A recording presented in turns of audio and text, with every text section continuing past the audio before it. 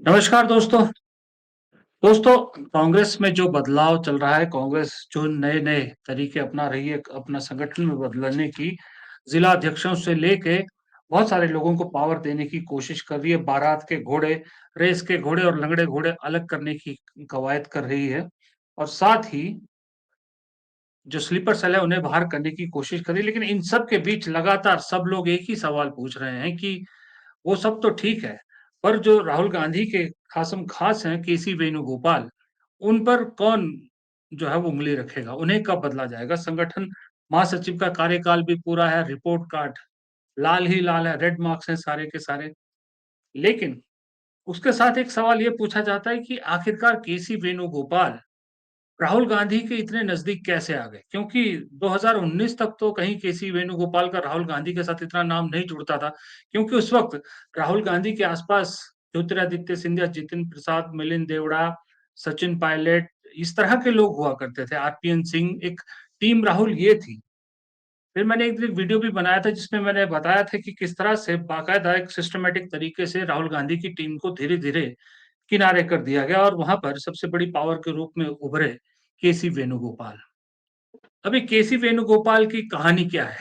केसी की कहानी कैसे जन्मी? इसे जानने के लिए तो वहीं जाना पड़ेगा जहाँ से वो आते हैं, यानी केरल। और जब भी केरल की बात होती है तो आपको मालूम है हम किसके पास जाते हैं, आपकी स्क्रीन पर हैं, वरिष्ठ पत्रकार हमारे बड़े भाई गिलवेस्टर। तो आज भी उन्हीं से जानते हैं कि केसी की कहानी आखिर है क्या? लोग जानना चाह रहे हैं कि क्यों केसी वेणुगोपाल राहुल गांधी के इतने खासम-खास बन गए? क्या कहानी है? तो गिलिस्टर भाई आपका स्वागत है सबसे पहले तो, एक बार फिर से मेरे चैनल पर। गिलिस्टर भाई एक चीज़ बताइए, ये केसी की कहानी क्या है? क्या है उनके पास ऐसा कि राहुल गांधी से वो छूट नहीं पा रहे या राहुल गांधी उन्हें छोड़ नहीं पा रहे? प्रदीप जी नमस्कार। केसी वेणुगोपाल, देखिए, केरला की राजनीति में अगर आप कांग्रेस की राजनीति देखें तो ये बहुत बड़ा नाम नहीं रहे हैं केरला में। हालांकि काफी सक्रिय रहे हैं राजनीति में छात्र जीवन से। जब यहाँ पे जो एनएसयूआई केरला में केएसयू के नाम से जानी जाती है, उसके यहाँ पे जो स्टेट के अध्यक्ष रहे हैं, फिर यूथ कांग्रेस के भी अध्यक्ष रहे हैं केरला के। और उस दौरान काफी इन्होंने बड़े आंदोलन किए थे वाम मोर्चा की सरकार के खिलाफ, और काफी पुलिस का दमन भी इन्होंने सहा था उस वक्त। तो इनकी जो जर्नी है वो छात्र जीवन से और युवा कांग्रेस के नेतृत्व से शुरू हुई, और इसी तरह से वो काफी एक्टिव रहे हैं। बेसिकली वो कन्नूर जिला से आते हैं जो कि उत्तरी केरला में है, लेकिन उनका पूरा जो राजनीतिक अखाड़ा है वो मध्य केरला में है, सेंट्रल केरला में, जो कि आलपुड़ा जिला इसको कहते हैं, जो एर्नाकुलम जिला के साथ सटा हुआ जिला है। वहां पर आके जो है इन्होंने चुनाव लड़े और लगातार चुनाव जीते इन्होंने, असेंबली में और पार्लियामेंट में। और आपको मालूम है कि ये यहाँ पर राज्य सरकार में मंत्री रहे हैं, उम्मन चांडी की सरकार में, और उसके बाद फिर केंद्र में भी ये मंत्री रह चुके हैं जब मनमोहन सिंह की सरकार थी। तो इस तरह से वो इनका जो एक राजनीतिक जीवन है वो पैरेलली चल रहा था। और उस वक्त ऐसा था कि जैसे अब पहले केरला में उम्मन चांडी या ए के एंटनी या के करुणाकरन, वही सारे दिग्गज नेता हुआ करते थे केरला में। और उस वक्त ये सब नेता, युवा नेता जो है, एक तरफ से अ, विभिन्न ग्रुप्स के साथ या गुटों के साथ जुड़े हुए थे। जैसे कि वेणुगोपाल जो है वो पहले करुणाकरन गुट में काफी सक्रिय माने जाते थे, उसके बाद उम्मन चांडी के गुट में आए। और जहां तक इनका राहुल गांधी के साथ जुड़ने का जो एक जो बात आती है, वो मेरे ख्याल से जो 17-18 के टाइम में, 2017 के बाद जब गोवा में इन्हें इंचार्ज बनाया जाता है, जब वहां पे सरकार बनाने की कवायद थी और दिग्विजय सिंह के साथ इनको वहां भेजा गया था, तो उस वक्त मेरे ख्याल से दिग्विजय सिंह से काफी चूक हुई वहां पर, जिसकी वजह से कांग्रेस की सरकार नहीं बन पाई और भाजपा की सरकार बनी। और इन्होंने, ऐसा सुनने में आया था कि इन्होंने जो है एक जो फैक्ट फाइंडिंग रिपोर्ट जो राहुल गांधी के सामने पेश की, उससे राहुल गांधी काफी इंप्रेस हुए, जिसमें उन्होंने कई बातें इन्होंने जो है पॉइंट आउट की थी, किस तरह से कांग्रेस कहाँ-कहाँ जो है फेल हुई, किस तरह से वो अपने एमएलएस को साथ में रखने में कामयाब नहीं हुई और सरकार नहीं बना पाई। उसके बाद फिर कर्नाटका के लिए भी इन्होंने राहुल गांधी ने उनके ऊपर काफ़ी दारोमदार सौंपी। लेकिन जो टर्निंग पॉइंट मेरे ख्याल से आया वो इस दौरान तो थोड़ा-सा इनका आपस में राहुल गांधी के साथ काफ़ी कनेक्ट बन चुका था और जब 2019 के तो चुनाव की ये बात यही आई। यही हाँ, यही यही मैं रोक रहा हूँ भाई कि कहा ये जा रहा है क्योंकि मुझे मालूम है आप कहानी वहीं तक पहुँच रही है, तो कहानी आप वहाँ तक पहुँचाओ तो मैं अपना सवाल बीच में पूछ लेता हूँ कि कहा ये जाता है यहाँ पर कि 2019 में जो राहुल गांधी को अमेठी से जो हार दिख रही थी, उसके बाद उन्हें जो वहाँ ले गए वायनाड में, वो पूरा वायनाड को सेलेक्ट करना, वायनाड में चुनाव कैंपेन करना, राहुल गांधी को जिताने में पूरा रोल जो है वो केसी वेणुगोपाल का था। इसलिए राहुल गांधी उन्हें इतना मानते हैं और राहुल गांधी उनका एक तरह से बहुत कर्ज मानते हैं अपने ऊपर। तो क्या इसमें है सही बात है, वो वायनाड ले गए थे राहुल गांधी को, उन्होंने ही सब कुछ देखा था उनका? देखिए, जब वो पिछली बार चुनाव हारे थे राहुल गांधी अमेठी से, उसके बाद काफ़ी होंगे। हालाँकि कर्नाटका से भी कॉन्स्टिट्यूएंसी बेल्लारी का नाम लिया गया था और बाकी 1-2 जगह से भी नाम प्रपोज़ हुए थे। लेकिन वायनाड का नाम जो है, जहाँ तक केरला में जो इसकी चर्चा हुई थी, उस टाइम ये माना जाता था कि उम्मन चांडी जो कि यहाँ पे भूतपूर्व मुख्यमंत्री स्वर्गीय उम्मन चांडी ने जो है पहली बार कांग्रेस के अंदर ये सजेशन दिया था कि क्यों ना राहुल गांधी जी को वायनाड से लड़ाया जाए क्योंकि वहाँ के जो एमपी रहे थे शाहनवाज, उनकी मृत्यु हो चुकी थी और वो कांग्रेस का गढ़ तो था ही। तो इसलिए ऐसा लग रहा था कि वायनाड ही सबसे सेफ सीट होगी क्योंकि जिस तरह से बीजेपी टारगेट कर रही थी राहुल गांधी को, तो बाकी स्टेट्स में जो है कांग्रेस के लिए शायद मुश्किल होगा उनको आसानी से जिता पाना। तो यहाँ पे जो चर्चा उस समय थी, वो ये थी कि उम्मन चांडी ने जो है पहली बार सजेस्ट किया। लेकिन ये बात ठीक है कि उसके बाद क्योंकि केसी वेणुगोपाल उससे पहले चुनाव जीत रहे थे आलापुरा से, पार्लियामेंट कॉन्स्टिट्यूएंसी से, तो 19 का चुनाव भी वो वहां से उन्होंने वहां पे लड़ना था। लेकिन क्योंकि राहुल गांधी वायनाड से चुनाव लड़ने आए तो उन्होंने ये निर्णय लिया कि इस बार वो चुनाव नहीं लड़ेंगे और जिसके चलते क्या हुआ कि 20 में से 19 सीटें कांग्रेस वाले मोर्चे ने जीती और सिर्फ आलापुरा ऐसी सीट थी जो हारी थी कांग्रेस, जहां पे सीपीएम जीती थी। लेकिन उस पूरे इलेक्शन का जो मैनेजमेंट है या पूरा कार्य है वो केसी वेणुगोपाल ने संभाला था। उसमें एक और बात ये कहना जरूरी है क्योंकि उस समय उम्मन चांडी जी की जो तबीयत थी वो काफी नासाज थी, तो जाहिर है कि वो उस कैंपेन को वहां पे लीड नहीं कर पाते। तो उसी तरह से बाकी नेता भी इतने ज्यादा राहुल गांधी के करीब नहीं थे, तो पूरा जो जिम्मा है वो केसी वेणुगोपाल ने उठाया था और उनकी पर्सनल देख रेख में जो है वो चुनाव राहुल गांधी ने वहां पे लड़ा और अब काफी भारी मतों से उनकी जीत हुई। तो ये अब की बात ठीक है कि काफी एहसान वो मानते होंगे वेणुगोपाल का कि उन्होंने एक ऐसे वक्त पे उनका साथ दिया जब उनके लिए काफी राजनीतिक क्राइसिस की घड़ी थी।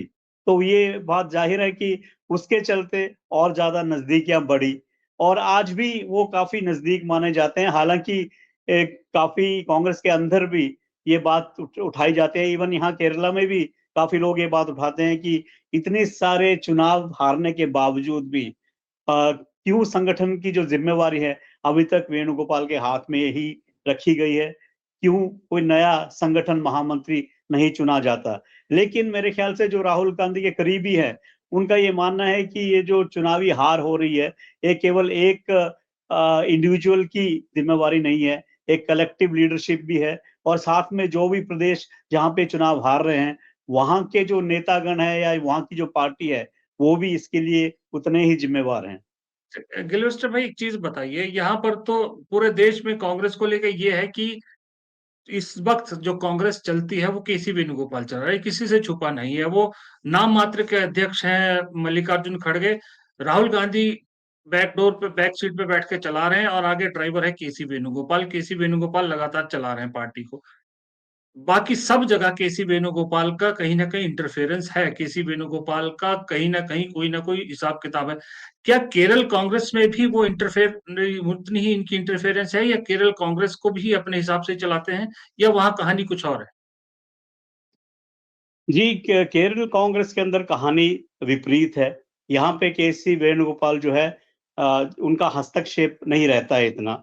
उसका कारण ये भी है कि केरला में उनको उस लेवल का नेता नहीं माना जाता प्रदेश में जो लेवल एक समय में ए के एंटनी, करुणाकरन या ऊमन चांडी का था। और जो अभी के नेता भी हैं, वो भी केसी वेणुगोपाल के बराबरी के नेता हैं या एक आध तो उनसे भी सीनियर हैं जो इस समय केरला का जो कार्यभार संभाल रहे हैं, जैसे के सुधाकरन है। तो इसलिए उनका यहाँ पे हस्तक्षेप इतना नहीं देखा जाता है और पूरा उनका जो कॉन्सन्ट्रेशन है, वो पूरा जो है बाहर की राजनीति पे है। और आपने ठीक कहा कि क्योंकि राहुल गांधी न्याय का जो एक स्लोगन है उसको लेके पूरे भारत में उसकी कैंपेन चला रहे हैं, तो संगठन के ऊपर उनका इतना ज्यादा मेरे ख्याल से इस समय तवज्जो नहीं है। और ज्यादातर वो पूरे जितने भी बाकी जो बहुजन आंदोलन है या कास्ट सेंसस का मामला है या फिर संविधान बचाने का आंदोलन है, उस पे ज्यादा उनका जो है उस पे ज्यादा जोर दे के रखा है। और सारे जितने भी प्रदेश में वो जा रहे हैं वहां पे सबसे ज्यादा उनका जो कॉन्सेंट्रेशन है उन्हीं में मामलों में है। और इसके चलते क्या हो रहा है कि जो संगठन के कार्य है वो पूरा का पूरा जो है उन्होंने वेणुगोपाल के जी, हाथ में छोड़ा हुआ है। तो जी, इसलिए आपका कहना ठीक है कि संगठन जो है पूरी तरह से उनके नियंत्रण में चल रहा है। जी। लेकिन केरल का नहीं चल रहा। केरल का इसलिए नहीं चल रहा क्योंकि यहाँ पे जो नेता मैंने बताया कि वो, जी, लेकिन जी। केरला में एक बात ये कहना जरूरी है क्योंकि चुनाव अगले साल होने वाले हैं। तो एक तो यहाँ पे आपसी जो एक मतभेद है नेताओं में काफी जाहिर है। आपको पता है कि दिल्ली में भी बुलाकर उनसे बातचीत की थी राहुल गांधी ने कि जो वक्तव्य दे रहे हैं ओपनली, चाहे तरूर हो या बाकी नेतागण हो, उन सबको कहा गया है कि ज्यादा वो ऐसे पब्लिकली ना बोलें। तो इस मामले में मैं ये कहना चाहता हूँ कि अगर कांग्रेस ने अच्छा प्रदर्शन किया और उनके मोर्चे की सरकार अगर बनने की कोई नौबत आई केरला में, तो ये रूल आउट नहीं किया जाना चाहिए कि केसी वेणुगोपाल भी एक चेहरा हो सकते हैं मुख्यमंत्री के लिए। उसका मुख्य वो कारण ये वो है क्यों जी, जी, जी, जी, प्लीज़। जी, उसका मुख्य कारण ये है कि जैसे मैं कह रहा हूँ कि जो 3-4 नेता लोग हैं अभी यहाँ केरला में, उनके बीच में काफ़ी मतभेद हैं। तो ऐसे में अगर कांग्रेस अच्छा प्रदर्शन करके जीत हासिल करती है केरला में, तो एक कैंडिडेट और राहुल गांधी के खास होने की वजह से उनको यहाँ पर एक चेहरे की तरह चुनाव के बाद पेश किया जा सकता है। इससे कंप्लीटली रूल आउट नहीं किया जा सकता ऐसी एक स्थिति को। जी, और उसमें क्या होगा कि अगर क्योंकि कांग्रेस के हिसाब से जो है विधायक लोग चुनते हैं, तो जो आदमी जो नेता राहुल गांधी के इतने करीब हो, तो जाहिर है कि विधायक भी कोई ऐसा इतना ज्यादा कोई वो रिस्क नहीं लेंगे कि उसकी कोई खिलाफी करे और एक जी, कॉन्सेंसस जी। कैंडिडेट के रूप में उभर सकते हैं। जी, गिलुस्टर भाई एक चीज़ आपने बिल्कुल सही कहा कि जो एक माना ये भी जा रहा है कि राहुल गांधी के साथ इसीलिए चिपके रहते हैं वो ज़्यादा कि भाई वो जनरल सेक्रेटरी ऑर्गेनाइजेशन तब तक नहीं छोड़ना चाहते जब तक उन्हें ये ना आश्वासन मिल जाए कि केरल में अगर सरकार बनती है तो मुख्यमंत्री वो होंगे तो सीधा वहाँ जाना चाहते हैं। लेकिन एक चीज़ और पूछना चाहूँगा आपसे कि राहुल गांधी के साथ आपने पूरी कहानी सुना दी कि राहुल गांधी और उनकी नज़दीकी की क्या वजह हो सकती है। लेकिन अब प्रियंका गांधी सांसद है वायनाड से और कहा ये जाता है, मुझे नहीं मालूम इसमें कितनी सच्चाई है, पर कहा ये जाता है कि जिस तरह से पार्टी पर केसी वेणुगोपाल ने पकड़ बना रखी है, पूरा कब्ज़ा कर रखा है, प्रियंका गांधी केसी वेणुगोपाल से इतनी खुश नहीं है। तो लेकिन दिखा हमें ऐसा कि भई वायनाड में जब प्रियंका गांधी चुनाव लड़ रही थी, तब भी केसी वेणुगोपाल चीज़ों को देख रहे थे। तो क्या प्रियंका गांधी के साथ भी पूरा मैनेज उन्होंने ही किया था चुनाव का या प्रियंका गांधी की टीम कोई और है? देखिए, प्रियंका गांधी जब चुनाव लड़ने आई, तो उस समय उस वक़्त तक तो बहुत अच्छा संगठन जो है कांग्रेस का वायनाड कॉन्स्टिट्यूएंसी में था। और इस बार जो है ज़्यादा काम जो है मुस्लिम लीग के नेताओं ने, और ख़ास तौर पर वहाँ पे एक एमएलए हैं टी सिद्दीक, जो कि यूथ कांग्रेस के प्रेसिडेंट भी रह चुके हैं और काफ़ी ज़मीनी उससे जुड़े हुए नेता हैं, विधायक हैं वहाँ के। उन्होंने जो है ज़्यादा कमान सँभाली थी इस बार वहाँ प्रियंका गांधी के चुनाव में।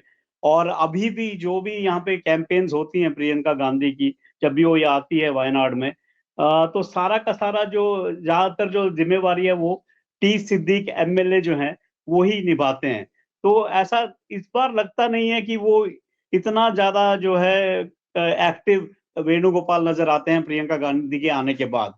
जो रेपो उनका राहुल गांधी के वक़्त था, वो अभी इतना नजर नहीं आता। हालांकि वो आते जरूर हैं, जो भी पब्लिक मीटिंग्स या वो भी मीटिंग्स होती है उसमें शिरकत तो करते हैं, लेकिन मेरे ख्याल से जो सबसे ज्यादा एक्टिव भागीदारी जो उनकी राहुल गांधी के टाइम में होती थी, वो अभी नजर नहीं आ रही है। और यहाँ पे वो काम जो है तो आजकल ज्यादातर कांग्रेस के जो एमएलए टी सिद्दीक है और बाकी जो मुस्लिम लीग के भी नेता जो विधायक हैं यहाँ के, वो भी इसमें काफी बढ़ चढ़ के हिस्सा लेते हैं इन तो कामों में। ऐसे ऐसे ऐसे में गिलोस्टर भाई एक सवाल उठता है कि मान लीजिए मुख्यमंत्री चुनने की बात आती है, राहुल गांधी कहते हैं केसी वेणुगोपाल, मल्लिकार्जुन खड़गे किसी और को, पुराने नेता या शशि थरूर कोई भी है। तो ऐसे में अगर चॉइस प्रियंका गांधी के पास जब आएगी, तो आपको लगता है प्रियंका गांधी केसी वेणुगोपाल को चुनेंगी या किसी लोकल जो वहाँ लीडर जो काम कर रहे हैं उनमें से किसी एक को प्रेफर करेगी? देखिए, केसी वेणुगोपाल का नाम तभी उभरेगा अगर जो यहाँ के कांग्रेस के नेताओं के बीच में जो मतभेद भेद हैं, वो इस हद तक पहुंच जाए कि कोई भी कॉम्प्रोमाइज ना हो पाए। केवल उसी एक संदर्भ में इनका नाम आ सकता है। उससे पहले हो सकता है कि इस मामले में कोई एक जो है कंसेंसस हो जाए चुनाव से पहले ही, क्योंकि अभी ऐसा लग रहा है कि काफी एक पीसफुल एक जो डील है वो हो चुकी है, इसलिए जो नेता लोग हैं वो अभी चुप्पी बनाए हुए हैं। लेकिन अगर कल को हवा यूडीएफ और कांग्रेस की पक्ष में चलती है, तो उस समय जो इनकी एस्पिरेशंस है नेताओं की, वो जाहिर है और बढ़ेंगी। तो उस वक्त देखना होगा कि किस तरह से जो लोगों के नाम उभर के आते हैं। लेकिन फिलहाल जैसे आपने कहा कि क्या प्रियंका गांधी केसी वेणुगोपाल का समर्थन करेगी उस समय, तो यहाँ ये कहना भी जरूरी है, क्योंकि राहुल गांधी जो कहते हैं उसको भी प्रियंका गांधी काफी मानती हैं। तो राहुल गांधी का अगर कोई ये पक्ष हुआ उस समय कि यहाँ पे इतनी आपसी मतभेद हैं कि हमें कोई ऐसा नेता चुनना चाहिए जो सबके लिए स्वीकार्य हो, और अगर विधायकों की भी अगर हामी हो जाए, तो केसी वेणुगोपाल का आना असंभव है ऐसा नहीं कहा जा सकता। वो एक जी। चॉइस हमेशा बने रहेंगे। जी। क्योंकि गिलोस्टर भाई आप खुद इतने सालों से केसी वेणुगोपाल की राजनीति को देख रहे हैं और 3 दशक से ज़्यादा आप पत्रकारिता में हैं, अलग-अलग राज्यों में आपने काम किया, कांग्रेस को इतने वक़्त से देख रहे हैं। क्या आपने कांग्रेस का जनरल सेक्रेटरी ऑर्गेनाइजेशन कभी इतना पावरफुल देखा जितना अभी है? कभी आपने देखा कि जीएसओ कांग्रेस के प्रेसिडेंट या जो चेहरा है उसके साथ बराबर की कुर्सी लगा के या उसी के साथ सोफे पे बैठता है? बैनर इस बार तो लोग ये भी डिस्कस कर रहे हैं कि जो अभी अधिवेशन हुआ अहमदाबाद में, वहाँ बैनर में भी केसी वेणुगोपाल के पीछे पिक्चर थी। कभी जनरल सेक्रेटरी ऑर्गेनाइजेशन की पिक्चर नहीं होती थी। तो आप तो इतने टाइम से कांग्रेस को देख रहे हैं।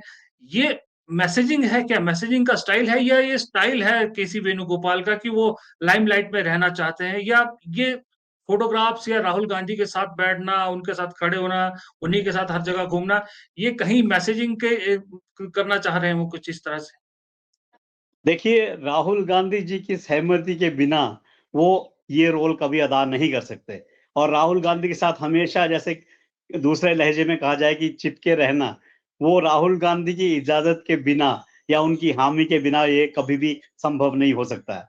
और ये साफ जाहिर ये करता है, या फिर वेणुगोपाल ये जाहिर करवाना चाहते हैं कि उनकी जो नजदीकी राहुल गांधी से है, वो इतनी है कि वो अपने संगठन के कार्य दिल्ली में बैठ के ना देखते हुए जहां भी राहुल गांधी जाते हैं हमेशा उनके साथ ही रहते हैं। हालांकि संगठन मंत्री का काम जो है दिल्ली के जो मुख्यालय है वहां पर बैठ के बाकी राज्यों की सारी पीसीसी के साथ कोऑर्डिनेट करना और उन सारी चीजों को मॉनिटर करना और उनके साथ काम करने का है। लेकिन ये जो है एक तरह से इनका बैग हमेशा पैक रहता है कि जब भी राहुल गांधी जिस भी क्षेत्र में जाते हैं, जिस भी राज्य में जाते हैं, ये वहां पे होते हैं। हालांकि उनका वहां होना जरूरी नहीं है, क्योंकि अगर गुजरात में जाते हैं तो गुजरात में ही बहुत बड़ी लीडरशिप है कांग्रेस की, और साथ में गुजरात के प्रभारी जो लोग हैं एआईसीसी के वो भी है। उसी तरह हर राज्य में ऐसे लोग हैं, लेकिन फिर भी ये हमेशा हर राज्य में जाते हैं, जो मेरे ख्याल से ये दर्शाता है कि उनकी नजदीकी और उनका जो उनकी पकड़ है संगठन के अंदर वो कितनी मजबूत है, वो दर्शाता है। कई बार तो ऐसा भी लगता है कि मल्लिकार्जुन खड़गे तक जो है काफी निस्सहाय अवस्था में नजर आते हैं, क्योंकि जिस तरीके से मल्लिकार्जुन खड़गे के होते हुए वेणुगोपाल जिस तरीके से राहुल गांधी के साथ मीटिंग्स के अंदर भी चर्चा में जुट जाते हैं, उसे कई बार ऐसा लगता है कि मल्लिकार्जुन खड़गे भी थोड़ा सा फ्रेम से बाहर हो जाते हैं। तो वो तो साफ दर्शाता है इसी कि इसी अ, इसी चीज़ को देखते हुए आखिरी सवाल आपसे यही जानना चाहूँगा कि जो आपने सारा बताया, इस चीज़ को देखते हुए क्योंकि कहा जा रहा है पार्टी के अंदर एक बड़ी डिसिडेंट है केसी वेणुगोपाल के खिलाफ लोग चाहते हैं बदले। लेकिन आपने जो अभी सारी कहानी बताई, जो आप अभी बता रहे हैं कि जिस तरह से वो पावरफुल लग रहे हैं, आपको लगता है कि जल्द ही वेणुगोपाल को कोई कमज़ोर कर सकता है या आपको लगता है वेणुगोपाल को हिलाना इतना आसान नहीं है?